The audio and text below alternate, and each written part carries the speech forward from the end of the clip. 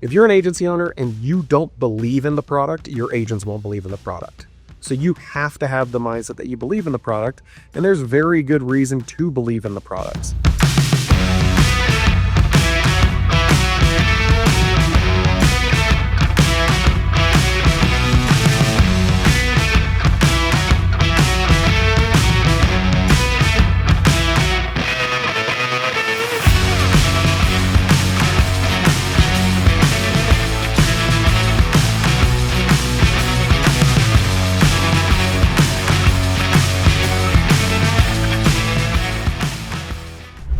Hey guys, I talk to a lot of agency owners and we talk about all sorts of different things. And one of the things that's been coming up lately is ancillary products.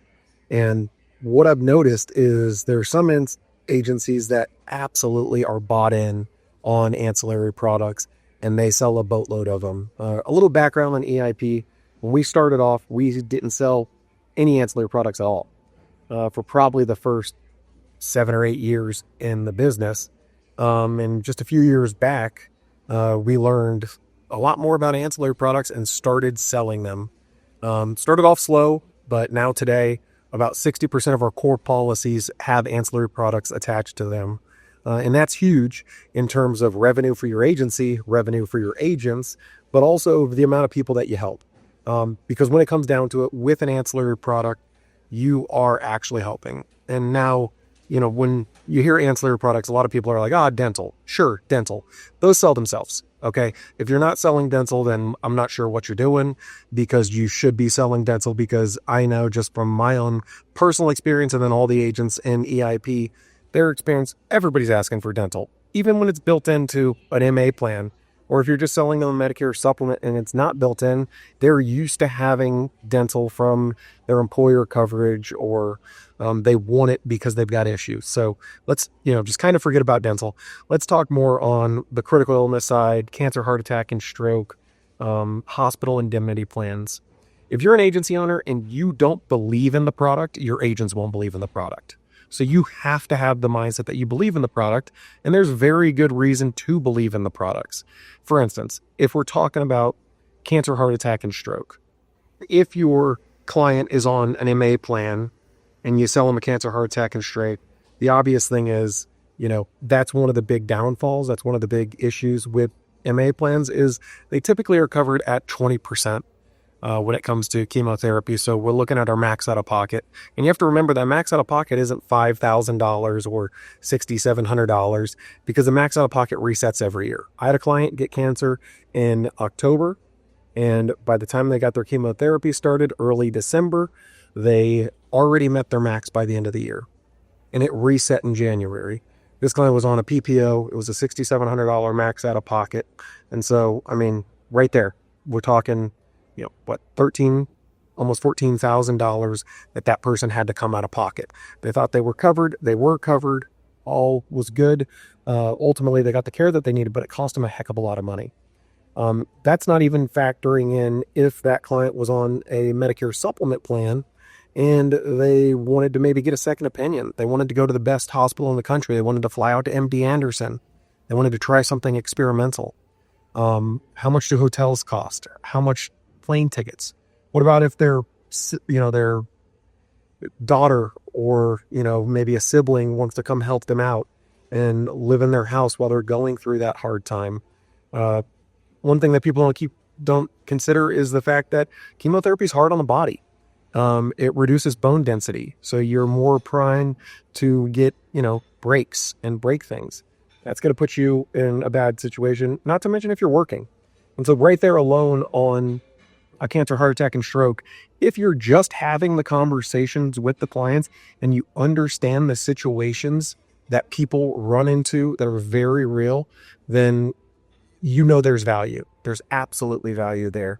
And as an insurance agent, as an insurance agency owner, we're not talking about the positives, unfortunately. We can talk about the good that our policies do, but we have to account for the negatives. I always joked around with my clients, As an insurance agent, I walk outside with an umbrella every day, even when it's a sunny day, because I know it's probably going to rain. And that's what you're doing. You're talking to your clients about those negative things that can happen because they're real. And if you don't talk about them, then you can't prepare for them. And so you have to have those conversations. It needs to be built into your script. You need to be auditing your agents if they're making the sales and they're not selling those policies. Why? Is it not built into the script? Are you not having that training and making sure that they understand the value of those products? Now, on the agency side, think about the extra revenue that selling a cancer, heart attack, stroke plan brings into the agency. If we're trying to maximize our revenue, this is an easy way to, almost, call it another $200+ per sale onto your policies. That gives you more money that you can put in your agents' pockets, keep them happy, keep them productive.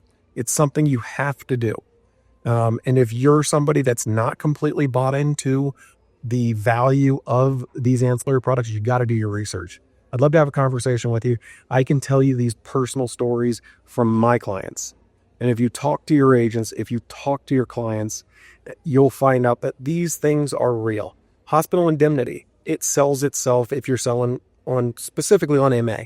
That's the real big place with hospital indemnity that I think is the easiest sale. And if you're not having that conversation, you're not talking about the $250 a day that they have to pay for the first 5 or 7 days in the hospital, or whatever it is for the specific MA plan that you're selling at the time.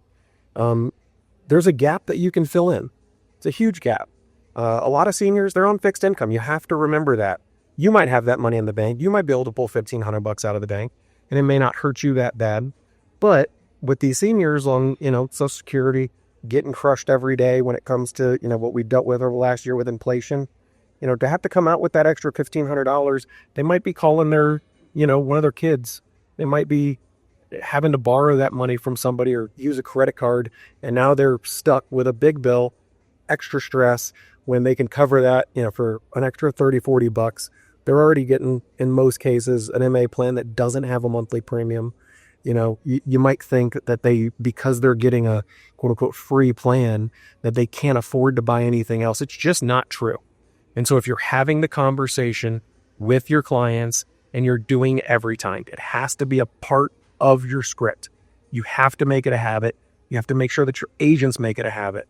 We have auditors at our agency that listen to the calls, that make sure our agents are adhering to the script. You should too.